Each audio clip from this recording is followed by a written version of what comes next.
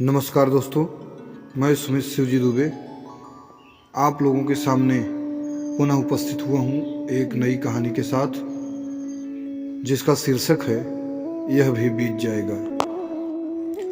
एक बड़ी प्रसिद्ध कहानी है। एक सम्राट ने अपने सारे बुद्धिमानों को बुलाया और उनसे कहा, मैं कुछ ऐसे सूत्र चाहता हूँ जो छोटा हो, बड़े शास्त्र नहीं चाहिए, मुझे फुर्सत भी नहीं बड़े शास्त्र पढ़ने की। वह ऐसा सूत्र हो जो एक वचन में पूरा हो जाए और जो हर घड़ी में काम आए। दुख हो या सुख, जीत हो या हार, जीवन हो या मृत्यु, सब में काम आए। तो तुम लोग ऐसा सूत्र खोज लाओ। उन बुद्धिमानों ने बड़ी मेहनत की, बड़ा विवाद किया, कुछ निष्कर्ष नहीं हो सका। वे आपस में बात कर रहे थे। एक ने कहा, हम बड़ी मुश्किल में पड़े हैं, बड़ा विवाद है, संघर्ष है, कोई निष्कर्ष नहीं हो पाया। हमने सुना है एक सिद्ध महात्मा गांव के बाहर ठहरा है। वह प्रज्ञा को उपलब्ध, संबोधि को उपलब्ध व्यक्ति है। क्यों न हम उसी के पास चलें? वे लोग उस सिद्ध महात्मा के पास पहुंचे। उसने एक अंगूठी पहन रखी थी। अपनी अंगुली में वह निकाल कर सम्राट को दे दी और कहा, इसे पहन लो।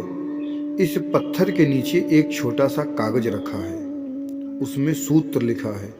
वह मेरे गुरु ने मुझे दिया था। मुझे तो जरूरत भी न पड़ी, इसलिए मैंने अभी तक खोलकर देखा भी नहीं। उन्होंने एक शर्त रखी थी कि जब कुछ उपाय न रह जाए, जब सब तरफ से निरुपाय हो जाओ, तब इसे खोलकर पढ़ना।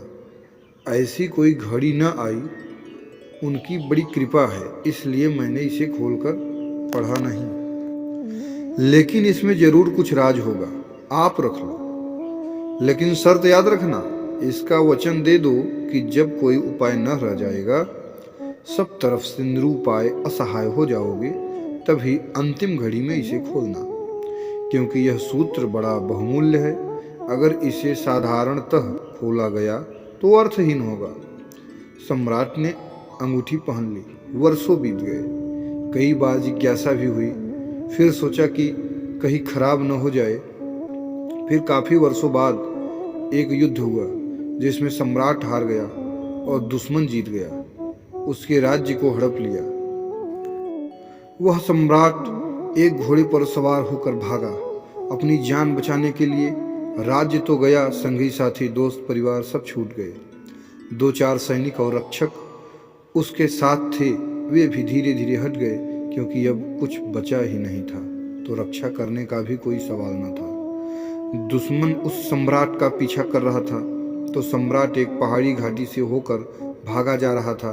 उसके पीछे घोड़ों की आवाजें आ रही थी, टापें सुनाई दे रही थी, प्राण संकट में थे। अचानक उसने पाया कि रास्ता समाप्त हो गया। आगे तो भयंकर गड्ढा है, वह लौट भी नहीं सकता था। एक पल के लिए सम्राट स्तब्ध खड़ा रह गया कि क्या करें। फिर अचानक याद आई। खोली अंगूठी, पत्थर हटाया, निकाला कागज। उसमें एक छोटा सा वचन लिखा था, यह भी बीत जाएगा। सूत्र पढ़ते ही उस सम्राट के चेहरे पर मुस्कुराहट आ गई। उसके चेहरे पर एक बात का ख्याल आया, सब तो बीत गया। मैं सम्राट न रहा, मेरा साम्राज्य गया, सुख बीत गया। जब सुख बीत जाता है तो दुख भी स्थिर नहीं हो सकता। शायद सूत्र ठीक कहता है। अब करने को कुछ भी नहीं है, लेकिन सूत्र ने उसके भीतर कोई सोया तार छेड़ दिया, कोई साज छेड़ दिया। यह भी बीत जाएगा, ऐसा बोध होते ही जैसे सपना टूट गया। अब वह व्यग्र नहीं, बेचैन नहीं, घबराया हुआ नहीं था। वह बैठ गया। संयोग की बात थी, थोड़ी देर तक तो घोड़े की टाप सुनाई देती रही, फिर टाप बंद हो गई। शायद सैनिक किसी दूसरे रास्ते पर मुड़ गए। घना जंगल और बीहड़ पहाड़, उन्हें पता नहीं चला कि सम्राट किस तरफ गया है। धीरे धीरे घोड़ों की टाप दूर हो गई। अंगूठी उसने वापस पहन ली। कुछ दिनों बाद दोबारा उसने अपने मित्रों को वापस इकट्ठा कर लिया। फिर उसने वापस अपने दुश्मन पर हमला किया, पुनः जीत हासिल की, फिर अपने सिंहासन पर बैठ गया। जब सम्राट अपने सिंहासन पर बैठा तो बड़ा आनंदित हो रहा था। तभी उसे फिर पुनः उस अंगूठी की याद आई।